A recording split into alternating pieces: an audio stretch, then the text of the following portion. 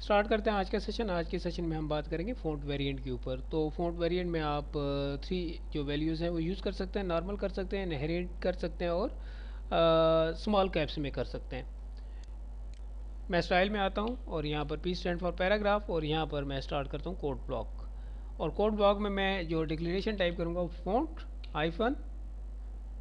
इसके बाद अब मैं क्या करना चाह रहा हूँ वो मैंने बताना है। मैं जो वेरिएंटेशन है उसको यहाँ पर कंट्रोल करना चाह रहा हूँ और यहाँ पर मैं टाइप कर दूँगा वैल्यू।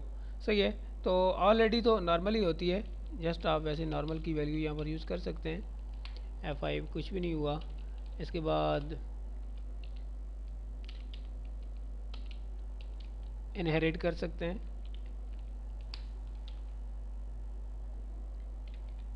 एंड लास्ट में मैं आपको बताता चलूँ कि आप इसको स्मॉल कैप्स में कर सकते हैं लाइक। इसके बाद आपने हाइफन यूज़ करना है small caps, control S F5। तो आप देख सकते हैं कि इस तरीके से आप यूज़ कर सकते हैं वेरिएंट को। उम्मीद करता हूँ आपको समझ आ गई होगी। नेक्स्ट सेशन तक इजाज़त दीजिए, अपना ख्याल रखिएगा, दुआ में याद रखिएगा। अल्लाह हाफिज़।